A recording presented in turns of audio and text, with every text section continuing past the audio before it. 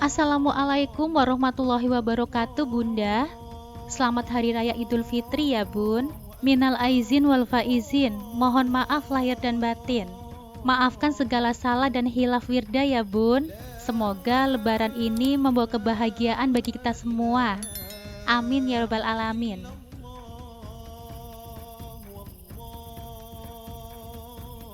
Aku selalu dihina oleh keluarga suamiku saat halal bihalal lebaran, hingga akhirnya aku bungkam mulut mereka.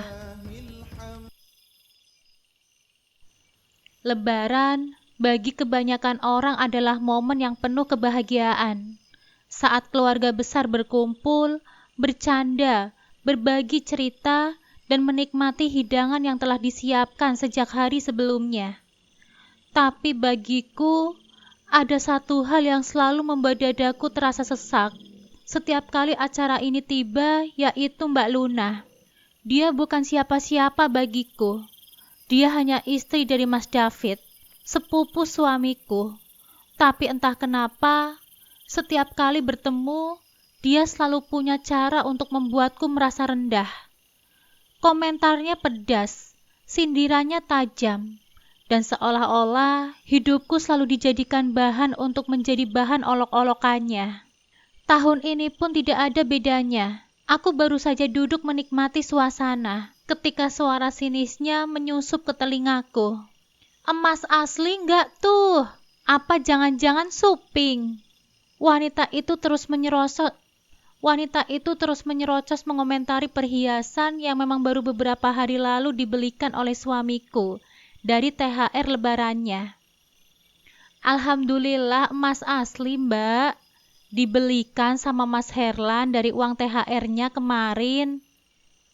Wah, banyak duit dong suamimu rupanya.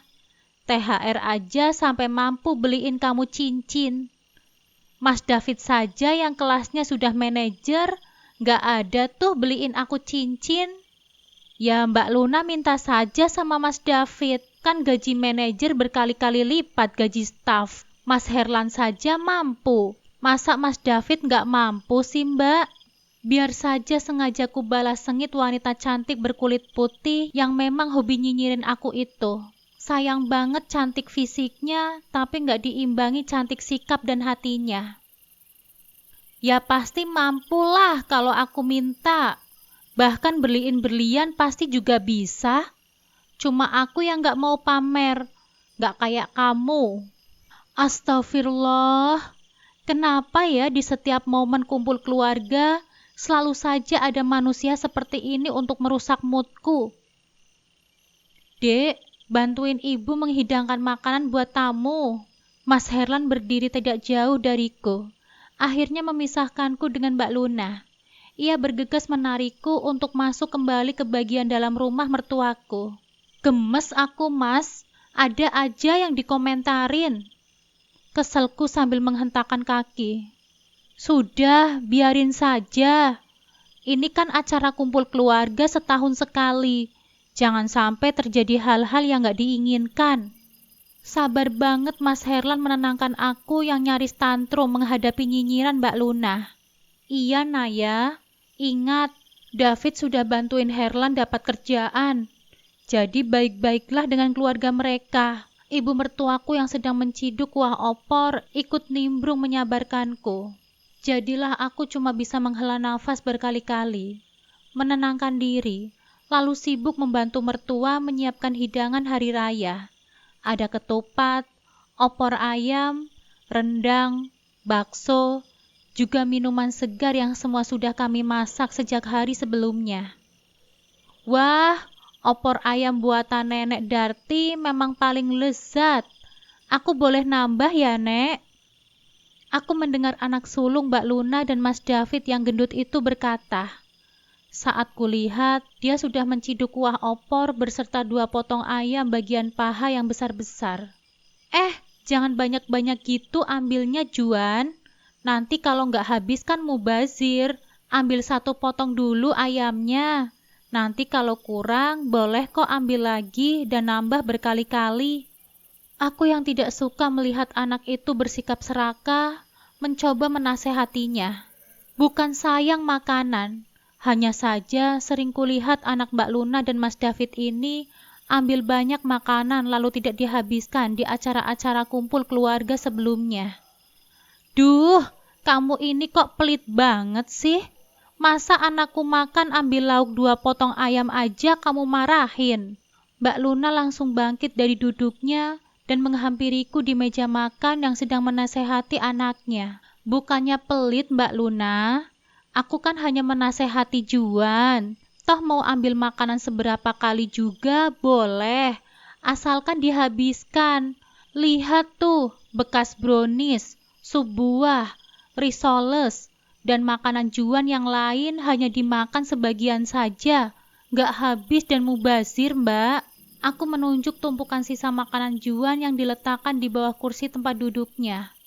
Mbak Luna melirik sekilas, lalu mengangkat sudut bibirnya dengan sinis. Ya biarin saja, nanti yang gak habis dimakan Juan kan tinggal dibuang saja. Masa kamu sebagai tuan rumah gak ikhlas sih menyajikan hidangan lebaran untuk kumpul keluarga? Iya Naya, Juan kan masih anak kecil. Tolong pengertiannya ya. Mas David angkat bicara membela istrinya. Aku sekali lagi hanya diam, lalu mengingat nasihat Mas Herlan dan ibunya untuk bersabar menghadapi keluarga Mas David dan Mbak Luna. Nggak punya anak sih, jadi nggak ngerti gimana sifat anak-anak. Makanya buruan punya momongan Naya, biar kamu tahu rasanya jadi ibu. Nyes, seperti ditempel besi panas hati ini mendengar sindiran Mbak Luna. Memang benar di tahun kedua pernikahanku dengan Mas Herlan, kami belum diberikan momongan. Tapi bukannya hal itu yang seharusnya tidak dijadikan bahan hinaan. Lagian juga baru 2 tahun aku dan Mas Herlan menikah. Banyak kok orang-orang yang sampai harus menunggu bertahun-tahun untuk mempunyai momongan. Setauku Mbak Luna dan Mas David dulu juga sampai harus ikut program hamil berkali-kali sebelum memiliki Juan. Amnesia kali tuh orang. Aku memang belum punya anak, Mbak. Tapi kalau nanti aku punya anak, aku akan mendidik anakku lebih baik dari kamu. Apa buktinya? Hamil aja belum. Sombong banget sih kamu. Mbak Luna terkekeh sinis kepadaku. Ucapannya sekali lagi membuat darahku ini berdesir. Emosiku sudah naik sampai ke ubun-ubun. Jangan sombong, Mbak.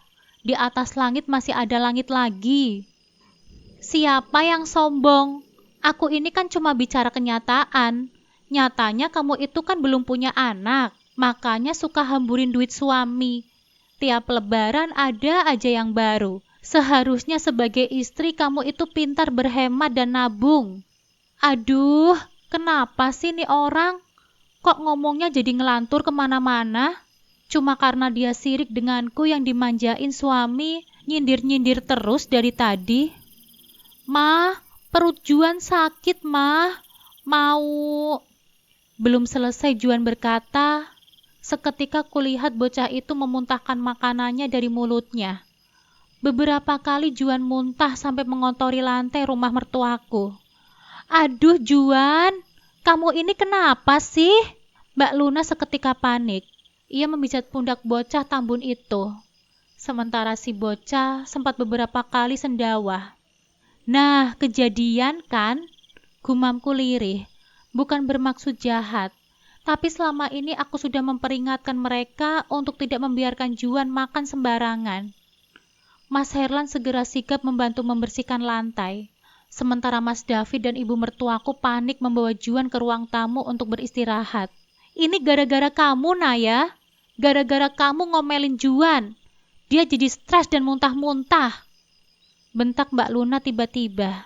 Aku tersentak, menatap wajahnya yang masih merah padam. Aku ingin membela diri, tapi Mas Herlan buru-buru menarik tanganku, memberi isyarat untuk diam. Diam-diam aku tersenyum sinis. Langsung saja aku bersuara nyaring biar Mbak Luna sadar diri. Makanya Juan, makannya itu pelan-pelan, ambil secukupnya saja. Tante kan sudah ingatin kamu. Baru saja aku menutup mulut, Tiba-tiba suara sinis Mbak Luna membalas dengan nada yang sudah sangat kukenal, penuh kesombongan. Anak kecil muntah itu wajar, perutnya masih menyesuaikan. Kamu ini kok malah marahin anakku sih? Takut banget makanan kamu dihabisin sama Juan. Apa perlu aku bayarin uang belanja untuk acara halal bihalal keluarga ini? Berapa sih? Ini aku ada uang. Mataku langsung terpaku pada tangan Mbak Luna yang dengan sengaja mengobrak-ngabrik isi tas branded ternama yang menggantung di pundaknya. Dengan gerakan yang disengaja, ia menarik segepok uang merah dan menggoyang-goyangkannya di depan wajahku, seolah sedang mengusir lalat. Aku merasakan darahku mendidih. Dia pikir aku ini apa? Pengemis yang menunggu belas kasihan. Aku bukan perempuan yang bisa diinjak-injak begitu saja. Aku nggak butuh uangmu, Mbak. Aku hanya memberitahu sikap yang benar kepada Juan. Bukan masalah sayang makanannya atau nggak punya uang. Emang cuma Mbak Luna saja yang punya uang banyak? Aku juga punya uang, Mbak. Kalau perlu aku beli kesombongan Mbak Luna yang selangit itu. Mbak Luna tertawa keras, penuh ejekan. Tangannya masih menggenggam uang seolah itu adalah nyawa dan harga dirinya. Hahaha, ngajak saingan kamu. Emangnya berapa banyak uangmu? Suamimu aja cuma bawahan suamiku di kantor. Atau jangan-jangan dugaan Mas David selama ini benar ya? Kalau suamimu suka nilep uang perusahaan? Aku terkesiap, nafasku tercekat.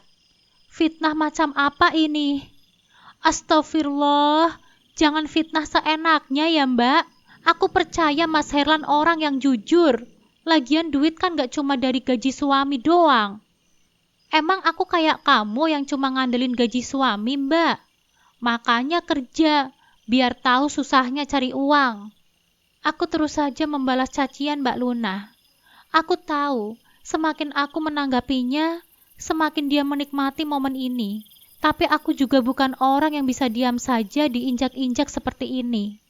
Namun sekali lagi, ketegangan di antara kami yang sudah hampir mencapai klimaks kembali diredam oleh ibu mertuaku. Dengan suara lembut, beliau menatapku penuh arti. Naya, bantu ambilin es batu yang di dapur ya, biar ibu saja yang merapikan meja makanannya. Ibu mertuaku mendekatiku dan menggenggam tanganku yang sudah terkepal menahan kesal ini. Aku tahu beliau ingin aku mundur, demi menjaga suasana. Aku pun menarik nafas panjang, mencoba mengendalikan emosi. Bersihin tuh muntah anakmu, jangan cuma nyerocos aja. Aku menunjuk jijik gumpalan makanan yang keluar dari mulut Juan. Mbak Luna menatap muntahan anaknya dengan ekspresi datar sebelum mendesah pelan. Aduh Buli, aku nggak bawa tisu basah. Gimana bersihinnya? Mulai deh perempuan itu bermain drama, sok manja. Padahal aku tahu dia hanya malas membersihkan hasil perbuatan anaknya. Bahkan Mas David yang kemudian mendekat juga enggan membantu sang istri. Ia malah beranjak pergi dengan alasan mengambil tisu dan baju ganti untuk Juan di mobil. Sudah biarin Bulik saja yang bersihkan. Lagi, ibu mertuaku yang mengalah. Aku mengumpat kesal dalam hati. Kenapa sih ibu Mas Herlan ini mau-maunya diinjak-injak oleh keluarga Mas David dan Mbak Luna? Jangan Bu, kan itu anak Mbak Luna yang... Aku yang merasa tidak adil tetap ingin wanita culas itu yang membersihkannya. Namun ibu cepat-cepat mengambil tisu dan membersihkan lantai. Ada apa ini? Loh, Juan kenapa kok mukanya pucat begitu? Bu Delina mendatangi meja hidangan. Juan muntah, Bu. Luna mau menyusul Mas David ke mobil dulu ya, Bu. Ambilin baju Juan kok lama banget. Mungkin gak tahu tempatnya. Pintar sekali perempuan ini beralasan. Ia segera menggiring anaknya untuk pergi, meninggalkan mertuaku yang tengah membersihkan lantai dengan tisu. Maafkan cucuku ya, Dik. Juan suka gak kontrol kalau makan. Sini aku bantu. Bu Delina berjongkok di dekat ibu untuk membantu membersihkan lantai. Jangan, Bude. Sudah biar Naya saja yang membantu ibu. Aku yang tidak enak akhirnya membantu ibu mertuaku membersihkan sisa muntahan Juan. Kamu yang sabar ya, Nduk. Luna memang mulutnya agak tajam, sampai Bu Delina menepuk pundakku setelah selesai membersihkan lantai. Iya, Bude, gak apa-apa kok. Senyumku pada Bu Delina. Ibu duduk di sini saja ya, bareng Bude nemuin tamu-tamu yang akan datang lagi nanti. Meski rasanya sudah ingin kugaruk saja wajah wanita jahat itu. Melihat Bu Delina yang merupakan kakak perempuan ibu mertua, aku jadi tidak enak. Sabar ya Naya, tenang, kamu bisa melewati semua ini dengan baik. Cuma setahun sekali saja, jangan bikin suasana kumpul keluarga jadi nggak enak. Aku bergumam sambil segera melangkah ke dapur untuk mengambil es batu. Sempat kurai sebuah potongan kecil es batu dan meletakkannya di dahi. Ademin, kalemin. Sing waras ngalah. Aku bergumam sambil merasakan dinginnya es batu yang menempel di kulitku. Kenapa kamu sayang? Bedakmu luntur nanti kena es batu. Mas Herlan menepuk pundakku. Biasa, si ular berbisa itu kembali berulah. Si Juan habis muntah, malah kabur gak mau bersihin. Aduh, kalau gak inget Bu Delina punya penyakit jantung, sudah ku ajak duel tuh Mbak Luna. Sabar ya dek, sudah biarin aja, jangan kepancing. Sabar terus, aku juga punya batas sabar mas. Ya kan aku emang bawahannya Mas David di kantor. Makanya kita sabarin aja dulu, menghormati mereka yang sudah bantu ngasih kerjaan. Ya sudah kamu resign saja, kan kita bisa bantu usaha warung makan mama dan papaku, daripada dibantu dapat kerjaan tapi tiap kumpul keluarga malah dihina. Gak semudah itu sayang, aku juga gak enak kalau tiba-tiba aja resign. Takut dibilang macam-macam sama Mas David, aku bukan apa-apa. Jaga hubungan saudara ibu sama Bu Delina. Ucapan Mas Herlan membuatku berdecak kesal. Inilah yang membuatku agak gondok dengan suamiku. Dia nggak tegas. Sudah tahu Mas David dan Mbak Luna selalu merendahkan kami di setiap kumpul keluarga, tapi tetap saja nggak enakan kalau harus mengambil keputusan. Kalau kamu kerja sama orang tuaku juga. Aku menghentikan ucapanku saat melihat ada saudara Mas Herlan lain yang masuk ke dalam dapur. Meminta piring. Aku berusaha tetap tersenyum ramah, menyembunyikan segala kekesalan yang masih mengganjal di hatiku. Dengan tangan yang sedikit gemetar karena emosi yang kutahan, aku menyerahkan beberapa piring kepadanya. Sudah, suami istri jangan berantem terus. Lagi kumpul keluarga kan gak enak dilihat, ucapnya, disertai tatapan menghakimi yang membuat dadaku semakin sesak. Aku menahan diri untuk tidak membalas. Aku tidak tahu apa masalahnya dengan keluarga besar Mas Herlan. Mulut mereka tajam-tajam, seolah-olah mereka menikmati setiap kesempatan untuk menyindir dan menjelekkan orang lain. Padahal mereka sama sekali tidak tahu apa yang sebenarnya telah terjadi. Maaf Bude, biasalah, namanya juga masih merasa pacaran, ujar Mas Herlan, berusaha menetralisir suasana dengan cengiran khasnya. Aku tahu dia hanya ingin menghindari konflik, tapi sikapnya yang selalu saja mengalah malah membuat mereka semakin besar kepala. Iya, nikmati saja pacarannya, tapi jangan kelamaan ya, buru-buru isi, biar nggak dihina terus sama keluarganya David. Aku merasa darahku mendidih, tapi aku tetap menampikan senyuman kaku. Sekilas, aku menangkap tatapan Mbak Luna dari kejauhan. Aku tahu pasti dia senang melihatku dalam posisi seperti ini.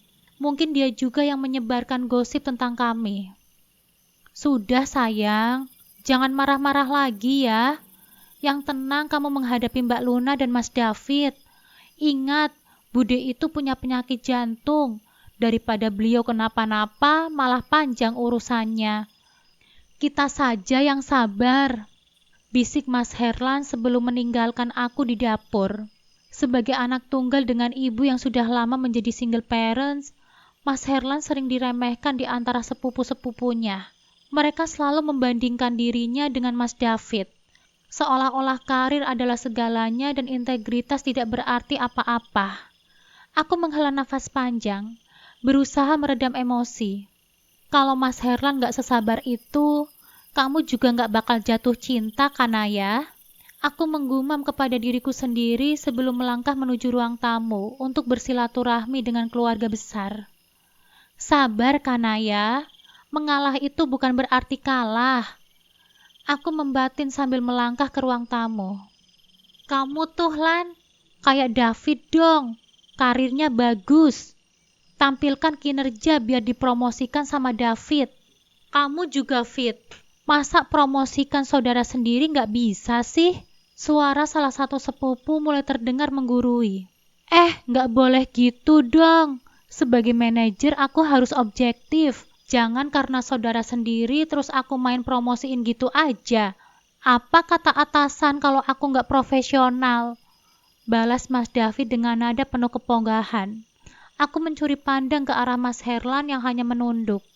Aku tahu suamiku tidak bodoh. Dia hanya terlalu baik. Emang apa kurangnya Herlan? Bukannya dia dulu waktu kuliah IPK-nya cum laude. Lulusan terbaik kan di jurusan teknik mesin? Salah satu saudara lain membelanya. Meskipun terdengar setengah hati. Ya itu kan zaman kuliah, Mas. Mungkin bagi Mas David kinerja aku masih kurang, ujar Mas Herlan pelan. Aku melirik dengan kesal. Geram dengan sifatnya yang selalu mengalah. Dia tidak sadar bahwa semakin dia diam, semakin mereka menginjak-injak harga dirinya. Iya, Herlan ini agak kurang memahami mekanisme kerja di kantor, jadi aku agak sangsi mau mempromosikannya. Kemarin juga aku kasih proyek, malah diselesaikan gak sesuai dengan permintaanku. Nah kan, itulah kenapa aku kesal. Mas Herlan terlalu baik, sementara Mas David terlalu licik. Aku sudah tahu bagaimana mekanisme kerja di kantornya, dan bagaimana proyek yang diberikan kepada suamiku itu sebenarnya hanya jebakan. Aku nggak bisa kalau harus merekap anggaran. Mas David selalu meminta free 10% dari setiap proyek. Aku teringat kembali percakapan kami beberapa hari yang lalu. Mas Herlan mengeluh tentang tekanan dari sepupunya itu. Aku saja dulu selalu berusaha hidup jujur, Yang. Karena itu yang diajarkan oleh ibu dan almarhum bapak selama ini. Terus waktu presentasi hasil, akhirnya proyek itu di mata atasan gimana, Mas? Ya mereka bilang berhasil, hebat, karena menelan anggaran jauh lebih sedikit dibandingkan rencana. Padahal kalau anak buah Mas David yang lain, biasanya pasti dana proyek itu mengembang 20-30%. Aku kembali ke kenyataan saat mendengar ejekan berikutnya. Ya gimana? Herlan bisa kerja sesuai standar Mas David. Kalau istrinya banyak mau, paling juga itu proyek nggak maksimal karena Herlan harus menyisihkan uang buat beliin Kanaya perhiasan. Darahku mendidih. Kali ini aku tidak bisa diam saja. Enggak, Mas. Itu Kanaya beli-beli pakai uangnya sendiri kok. Lagian apa yang dipakai sama Kanaya nggak mahal. Beda sama barang-barang mahal yang dibelikan Mas David untuk Mbak Luna. Iya sih, nggak mungkin juga kan Kanaya pakai barang branded mahal. Paling banter juga barang KW keluaran Allshop abal-abal. Ujar Mbak Luna dengan senyum penuh kemenangan. Aku mengepalkan tanganku di bawah meja. Ingin sekali aku membalas. Tetapi aku tahu kalau aku terpancing, justru mereka yang menang. Kamu juga sih, dulu sudah bener pacaran sama Fania, malah gak buru-buru dilamar, malah nikah sama cewek yang cuma seorang ibu rumah tangga. Aku menatap Mas David. Fania, nama itu kembali disebut-sebut. Aku tahu mereka sengaja menyakitiku. Mereka ingin melihat aku marah, menangis, atau bahkan meninggalkan acara ini. Kenapa jadi bawa-bawa mantan sih, Mas? Jangan bahas itu dong. Aku kan sudah punya Kanaya, kata Mas Herlan. Kali ini dengan suara yang lebih tegas. Kenapa emangnya kalau aku bahas Fania? Kamu belum bisa move on ya? Aku melihat rahang Mas Herlan mengeras. Ini sudah terlalu jauh. Aku tidak akan diam saja kali ini. Aku tahu Mas Herlan akan merasa tidak nyaman kalau Mas David bahas Fania. mantan yang pernah menolak lamarannya dengan alasan Mas Herlan kurang mapan. Mas, cukup ya. Kita bahas lainnya saja. Wajah Mas Herlan mulai memerah menahan emosi. Tuh kan bener, kamu itu belum bisa move on sama Fania. Buktinya cuma disebut namanya saja sudah panas kupingnya. Mas David terkekeh sini sambil melirik Mbak Luna, yang segera ikut menyeringai. Mas Herlan yang kulihat sudah mengepal tangannya, langsung bangkit dan meninggalkan ruang keluarga. Aku tahu dia pasti akan pergi menenangkan diri. Begitu Mas Herlan kalau ada di puncak emosi. Jarang sekali ia mau ribut. David, kamu jangan kelewatan ya. Sudah tahu Herlan gak suka bahas itu. Kenapa masih saja kamu singgung? Mas Hendra, salah satu saudara Mas Herlan, menegur dengan nada geram. Lah, emangnya kenapa? Kan itu cuma mantan. Lagian kalau dia emang sudah move on, harusnya biasa saja dong. Enteng bener mulut Mas David. Iya bener itu. Mas Hendra ini kenapa sih belain Herlan terus? Wong Mas David cuma bercanda saja kok. Mbak Luna menimpali dengan nada meledek. Lah kocak sekali istrinya juga. 11-12. Geram betul aku melihat ulah keduanya. Segera aku beranjak untuk mencari Mas Herlan. Rasanya aku perlu bicara dengan suamiku. Namun rupanya apa yang kulihat saat menemukan Mas Herlan tengah berdiri di depan gerbang membuatku kembali meradang. Ini pasti ulah Mbak Luna. Herlan? Loh, Fania, kok kamu ada di sini? Mbak Luna kemana? Dia mengirim pesan ke aku nih. Disuruh ke sini ambil titipan aku sama dia di sini. Aku melihat Mas Herlan tengah berinteraksi dengan Fania, mantannya, di gerbang depan. Siapa lagi coba yang bisa berkomunikasi dengan Fania kalau bukan Mas David atau Mbak Luna? Segera aku dekati mereka. Oh, Mbak Luna ada di dalam. Kamu telepon saja, biar dia keluar. Mas Herlan dingin menanggapi Fania. Mas, di sini kamu rupanya. Aku cariin kamu loh. Cuek saja aku nimbrung di tengah mereka. Tadi mau keluar sebentar sayang. Terus ketemu sama Fania di gerbang. Iya Fania, ini kenalin istriku. Mas Herlan yang melihatku mendekat segera mengenalkanku dengan mantan kekasihnya itu. Halo Mbak, aku Kanaya. Oh, ini istri kamu ya? Aku Fania. Wanita berkulit putih dengan penampilan serupa Mbak Luna itu menjabat tanganku agak jual mahal. Ya mungkin melihat penampilanku yang tidak seglowing dirinya. Padahal kalau aku dandan juga boleh diadu dengan kecantikan alamiku yang kata Mas Herlan manis-manis ngangenin. Hai Fania, sudah datang kamu? Loh sudah ngobrol aja sama Herlan? Cie-cie, CLBK nih ye. Mbak Luna seperti merasa menang bisa menghadirkan Fania di tengah acara keluarga kami. Ia langsung menghambur cipika-cipiki dengan Fania yang sepertinya punya hubungan sangat dekat dengan Mbak Luna itu. Aku melirik Mas Herlan. Rahangnya mengeras. Aku tahu dia sedang berusaha menahan emosi, tapi tetap berusaha menjaga sikap. Mana barangnya Mbak? Fania bertanya dengan santai. Oh, skincare yang kamu titipkan itu ya? Ada di mobil. Sebentar ya, aku ambilin.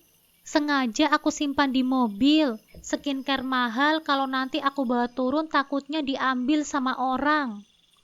Mbak Luna berkata sambil melirikku, seolah akulah yang disindir bakalan nyolong skincare-nya. Ngada-ngada saja nih orang. Waduh, CLBK nih ye. Gimana? Pilih istri apa mantan pacar? Mas David tiba-tiba saja ikut muncul di belakang Mbak Luna. Ih Mas David, jangan gitu, gak enak sama Kanaya. Fania basa-basi nyebelin. Iya mas, jangan bikin Kanaya insecure deh. Jelas-jelas Fania ini kan lebih good looking. Ya Allah, kalau tidak ingat lagi acara silaturahmi keluarga, ingin rasanya ku garuk-garuk saja mulut tajam Mbak Luna. Lagian apa manfaatnya coba menghadirkan Fania di acara keluarga ini? Seperti sengaja mematik keributan.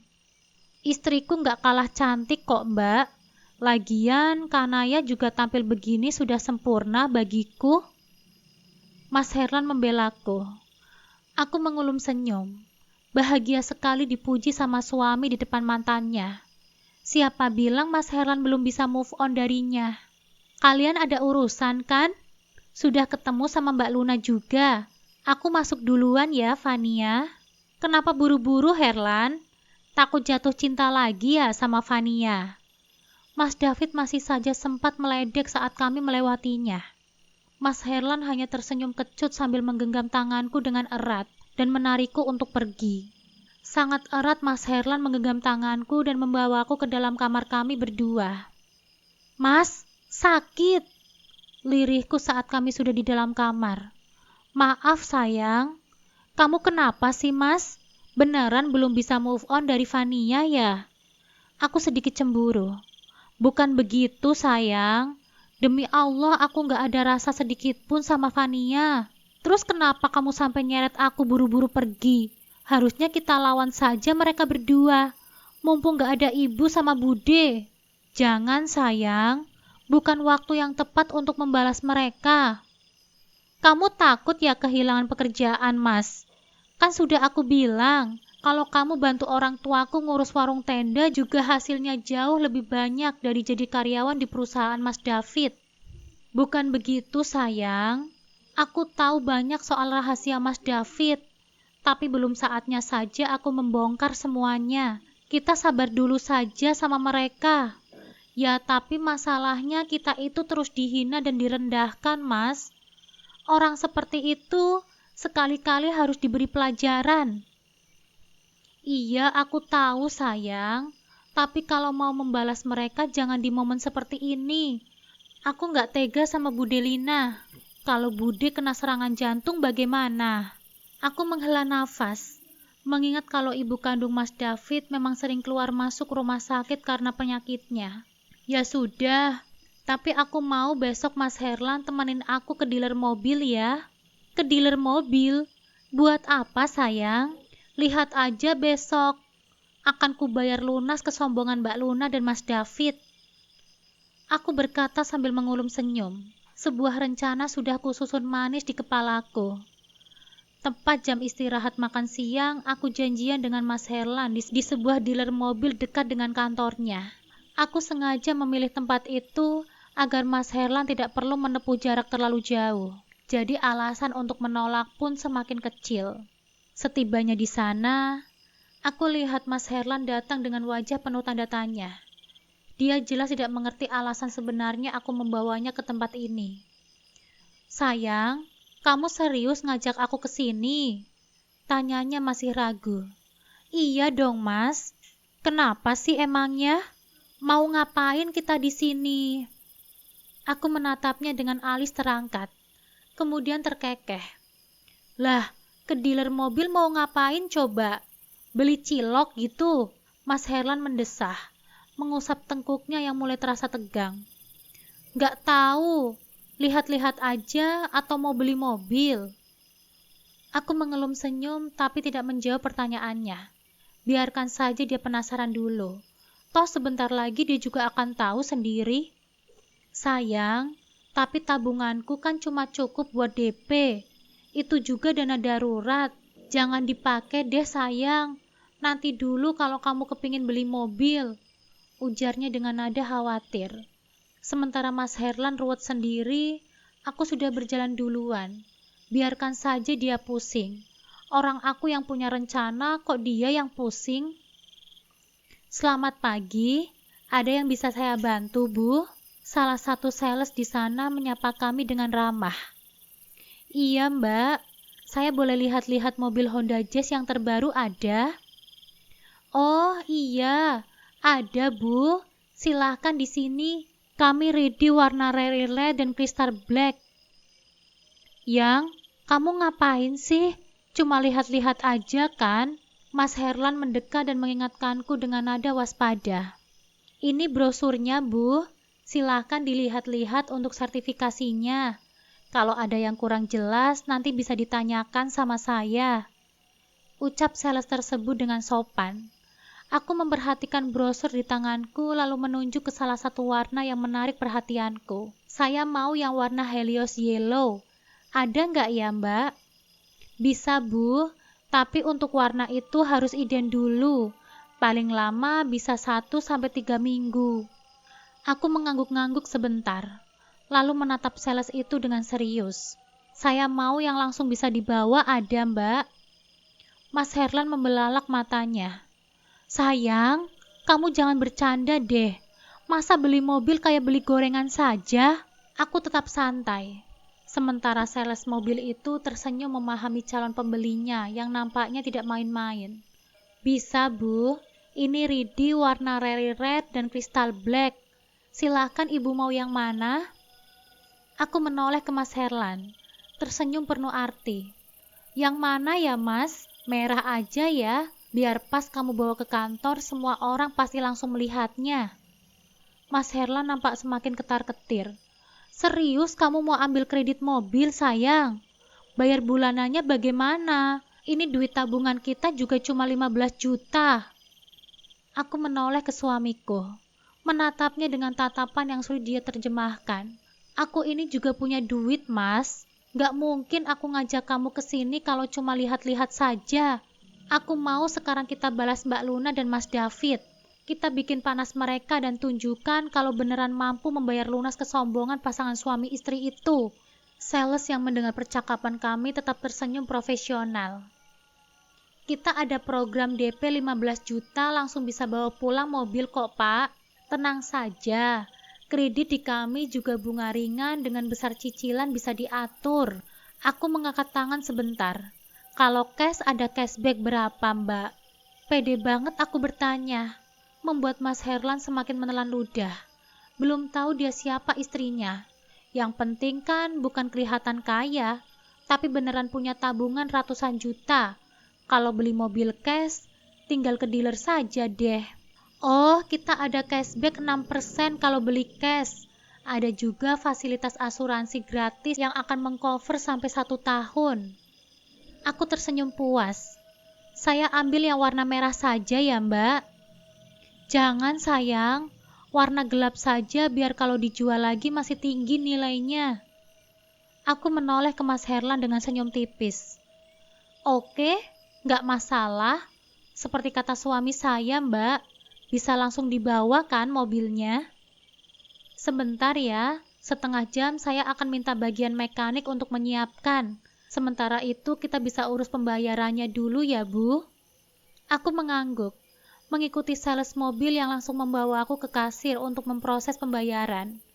Aku merogoh tas tengah dan mengeluarkan kartu debit berwarna hijau dari sebuah bank nasional, serta amplop berwarna coklat yang lumayan tebal. Yang 100 didebit dari rekening saya ya, Mbak. Sisanya nanti saya bayar cash. Kebetulan saya bawa cash nggak banyak. Mas Herlan menatapku dengan ekspresi yang sulit dijelaskan. Campuran syok, bingung, dan mungkin sedikit takut. Sayang, kamu serius keluar uang hampir 200 juta dalam sehari? Uang siapa itu, sayang? Kamu minta orang tuamu ya? Aku tersenyum kecil. Mas, aku punya tabungan. Lagian di warung tenda, istrimu ini kan juga bekerja. Meskipun gak berseragam dan gak harus berangkat pagi pulang sore. Tapi kan kalau ditabung uangnya cukup untuk membeli mobil. Mas Herlan semakin terdiam, seolah baru melihat sisi lain dari istrinya yang selama ini tidak pernah ia sadari. Aku tidak perlu banyak menjelaskannya lagi. Yang terpenting, dia tahu bahwa aku bukan istri yang hanya mengandalkan suami. Setelah urusan pembayaran dan tanda tangan beres, kami akhirnya bersiap untuk membawa pulang mobil baru. Sudah, Mas bawa ke kantor saja mobilnya. Aku pulangnya pakai motor kamu saja. Mas Herlan menoleh kaget. Loh, kok gitu sih sayang? Kirain mobil ini kamu yang bawa pulang. Ya enggak lah, Mas. Yang sudah punya SIM A kan kamu, Mas. Lagian aku beli mobil ini kan supaya Mas David gak terlalu sombong dan merendahkanmu. Sudah, bawa saja mobilnya ke kantor. Kita lihat bagaimana reaksi pasangan suami istri yang punya penyakit hati itu. Mas Herlan menatapku lama. Mungkin dia masih mencerna kenyataan bahwa istrinya ternyata bukan perempuan biasa-biasa saja. Sementara aku menikmati setiap detik ini. Sekali-kali membungkam orang sombong dengan cara elegan itu rasanya menyenangkan. Sore harinya, saat dia pulang ke rumah, aku sudah menunggunya di ruang tamu. Mas Herlan langsung duduk di sampingku dan menghela nafas panjang. Sayang, hari ini kantorku geger gara-gara mobil itu. Gak ada yang menyangka kalau aku bisa membeli mobil. Bahkan Mas David sampai diam 1000 bahasa. Dia yang biasanya suka pamer mobil inventaris kantor, sekarang malah cuma bisa melirik sinis. Aku tertawa kecil. Kan sudah aku bilang, Mas, kadang kita nggak perlu banyak bicara buat membuktikan sesuatu. Biar mereka yang sibuk menduga-duga. Mas Herlan mengangguk, meski masih nampak cemas. Aku tahu dia bukan tipe orang yang suka mencari perhatian, apalagi sampai jadi bahan gosip di kantor. Namun ketenangan kami tidak berlangsung lama. Malam harinya, tiba-tiba terdengar suara motor berhenti di depan rumah ibu mertuaku. Dari jendela, aku bisa melihat Mas David dan Mbak Luna turun dengan wajah serius. Mereka melangkah masuk tanpa salam dan langsung menuju ke ruang tamu, tempat aku dan Mas Herlan duduk. Maaf Bu, kami kesini karena ada hal penting yang ingin kami tanyakan, ujar Mas David dengan nada tajam. Ibu mertuaku yang tengah menonton TV segera berbalik menatap mereka. Ada apa ini David? Tanya ibu mertuaku dengan alis mengeriyit. Mbak Luna melipat tangannya di dada, lalu menatapku dengan sinis. Kami cuma penasaran, dari mana asal uang untuk membeli mobil itu? Herlan mana mungkin sanggup untuk membeli mobil sendiri? Jangan-jangan ada sesuatu yang gak beres ya? Aku menatap mereka dengan tenang. Maksud kalian apa? Kami dapat mobil itu dari mana? Mas David mendengus. Jujur saja, mobil semahal itu gak mungkin kebeli kalau cuma dari gaji Herlan. Apa mungkin ada uang yang gak jelas masuk? Atau korupsi? Suasana mendadak tegang. Mas Herlan langsung bangkit dari duduknya dengan wajah merah padam. Mas David, kamu menuduh aku korupsi? Mbak Luna menambahkan. Iya, karena nggak masuk akal saja. Masa kamu yang hanya seorang staf biasa bisa membeli mobil? Sementara suamiku yang senior saja masih pakai mobil kantor. Aku terkekeh kecil sebelum akhirnya berkata, sebenarnya kalian ini kasihan atau iri saja sih? Mereka terdiam, tidak menyangka aku berbicara setenang itu. Aku kemudian berdiri, mengambil ponselku, dan membuat catatan omset warung orang tuaku. Lihat ini, ujarku sambil menunjukkan angka-angka yang tercatat. Warung makan keluarga kami punya beberapa cabang. Setiap bulan, omsetnya ratusan juta. Aku memang gak banyak bicara, tapi aku ikut mengelola bisnis keluargaku, dan uang untuk membeli mobil itu murni dari hasil kerja kerasku sendiri. Mbak Luna dan Mas David saling pandang. Wajah mereka seketika pucat.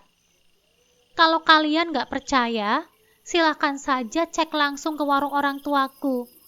Aku gak butuh pengakuan kalian. Tapi aku juga gak terima kalau suamiku dituduh korupsi, hanya kalian gak terima ada orang yang lebih baik dari kalian. Mas David mengantupkan rahangnya dengan keras. Mbak Luna nampak ingin mengatakan sesuatu, tetapi akhirnya memilih diam. Setelah beberapa saat, mereka berbalik tanpa sepatah kata pun dan pergi meninggalkan rumah ibu mertuaku dengan ekspresi penuh kekesalan. Aku menatap Mas Herlan yang kini terlihat lebih tenang. Gimana Mas? Puas kan melihat mereka kalah telak? Mas Herlan menghela nafas dan tersenyum kecil. Jujur saja, aku masih gak menyangka kamu bisa setenang itu menghadapi mereka. Aku sendiri tadi hampir terpancing emosi. Aku menyentuh tangannya dengan lembut. Mas, orang sombong itu biasanya gampang dipatahkan. Mereka cuma menang omongan doang. Tapi kalau kita punya bukti, mereka gak bisa berkutik. Malam itu kami menikmati kemenangan kecil kami. Mobil itu bukan sekedar kendaraan, tetapi juga simbol dari kerja keras dan perjuanganku selama ini. Mungkin tidak banyak orang tahu. Beberapa hari setelah kejadian itu, Mas Herlan pulang larut malam. Aku yang sudah menunggunya di rumah segera mendekat saat pintu terbuka. "Mas, kenapa pulangnya malam banget sih? Kerja lembur lagi ya?" tanyaku, berusaha tidak menunjukkan kekhawatiranku. Mas Herlan terlihat lelah dan cemas. Dia meletakkan tas kerjanya di meja, lalu duduk di sofa. "Iya sayang, tadi habis audit keuangan dan ada yang aneh," katanya pelan, sambil memijat pelipisnya. Aku duduk di sebelahnya, menunggu penjelasannya. "Aneh bagaimana, Mas? Ada masalah apa?" Mas Herlan menarik nafas panjang. Ternyata selama ini justru Mas David yang menyalahgunakan wewenangnya sebagai manajer. Semua markup proyek yang dia lakukan itu ilegal, dan anak buahnya yang dulu sering ia suruh untuk merekap proyek ketahuan melakukan penggelapan uang perusahaan. Aku menatapnya dengan serius. "Jadi selama ini yang mencurigakan itu Mas David, kan?" "Iya," jawab Mas Herlan dengan tegas. Tapi yang lebih mengejutkan lagi adalah bahwa semua ini ternyata sudah direncanakan dengan sangat matang oleh Mas David. Dia mencoba menutupi semua jejaknya dengan memanipulasi laporan keuangan. Dia juga sempat menyalahgunakan posisinya untuk menekan bawahannya agar melakukan tindakan yang tidak etis. Aku terdiam sejenak, memproses informasi itu. Sebelumnya, aku sudah mencium adanya ketidakberesan, tetapi tidak menyangka kalau ternyata Mas David benar-benar terlibat dalam skandal besar. Meskipun aku tidak heran, mungkin sikapnya yang selalu meremehkan Mas Herlan, bahkan di hadapan semua orang. "Terus apa yang terjadi sekarang?" tanyaku, berusaha menahan rasa penasaran. Mas David sudah dipecat secara tidak hormat. Perusahaan langsung mengambil tindakan tegas setelah hasil audit keluar. Semua kejahatan yang dia lakukan telah terbongkar, dan dia langsung dicopot dari jabatannya sebagai manajer. Saat ini, pihak perusahaan sedang menyelidiki lebih lanjut mengenai dampak yang ditimbulkan dari tindakannya itu. Aku mengangguk pelan. Wah, berarti semua yang dia lakukan selama ini akhirnya terbongkar juga ya, Mas?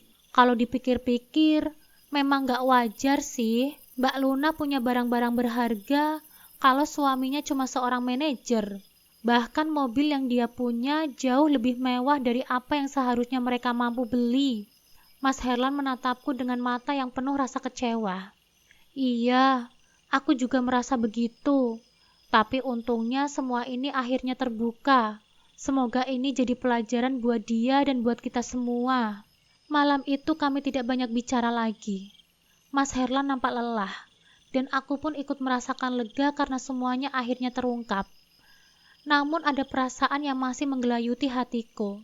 Apakah tindakan Mas David itu hanya awal dari perangkaian masalah besar yang akan datang? Waktu yang akan menjawabnya. Beberapa hari setelah peristiwa penangkapan skandal Mas David, suasana di rumah terasa lebih tenang. Meskipun Mas Herlan dan aku masih sering membahas apa yang terjadi, keputusan perusahaan untuk memecat Mas David membuat kami sedikit lega. Tapi kami tetap merasa ada yang belum selesai. Rasa penasaran mengusik kami. Bagaimana mereka akan menghadapi kenyataan baru dalam hidup mereka. Suatu malam, aku, Mas Herlan, dan ibu mertuaku memutuskan untuk mengunjungi rumah Mas David. Kami sudah mendengar bahwa Mas David dan Mbak Luna berada di sana, dan aku merasa ini adalah saat yang tepat untuk berbicara langsung. Apalagi karena ibu mertuaku juga ingin mengetahui bagaimana kondisi mereka. Setibanya di rumah Mas David, suasana terasa berat. Rumah itu nampak sunyi, berbeda dengan hari-hari sebelumnya yang penuh dengan kesombongan dan kebanggaan. Pintu dibuka oleh Mbak Luna, yang wajahnya nampak pucat dan penuh kecemasan. Dia mempersilahkan kami untuk masuk dengan suara pelan, dan kami pun memasuki ruang tamu.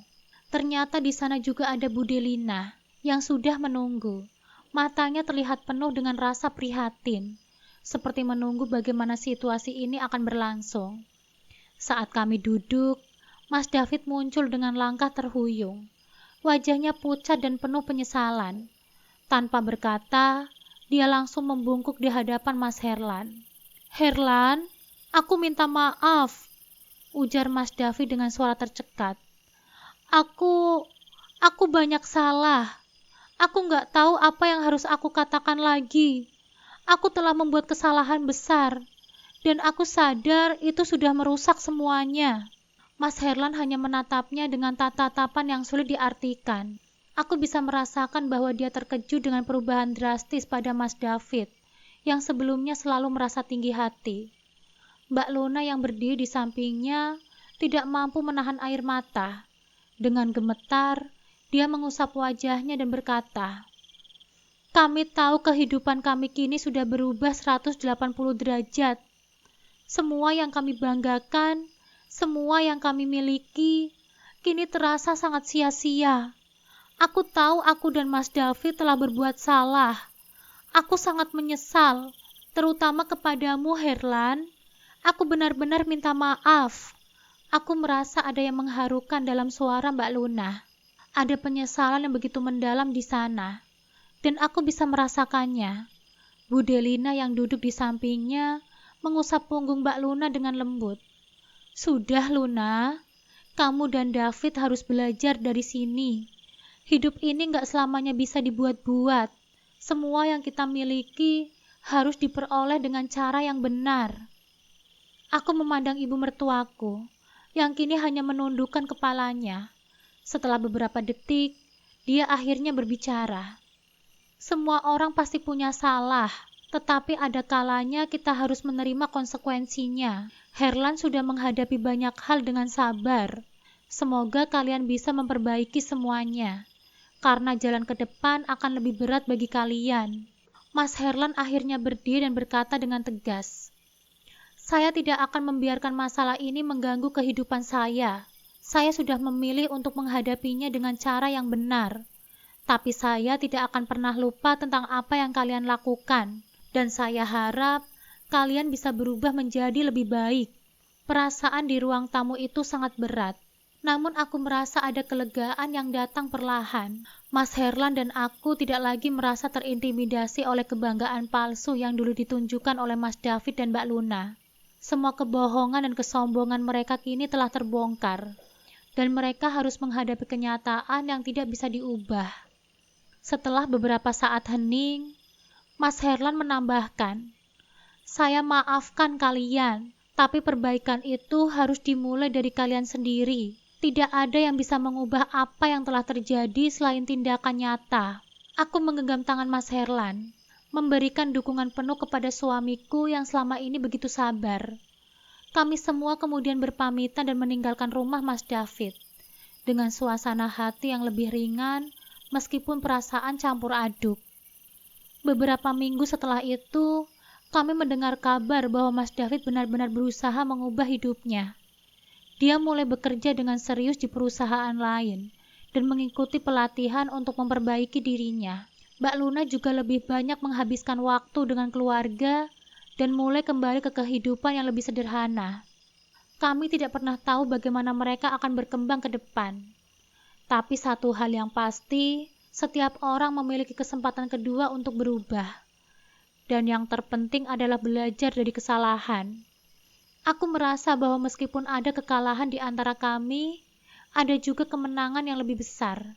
Kami bisa membuktikan bahwa hidup bukan tentang berapa banyak yang bisa kita tunjukkan, tetapi bagaimana kita bisa bertahan dan tetap berjalan dengan integritas. Akhirnya aku dan Mas Herlan melanjutkan hidup kami dengan lebih bahagia, lebih tenang, dan lebih bersyukur atas apa yang kami miliki.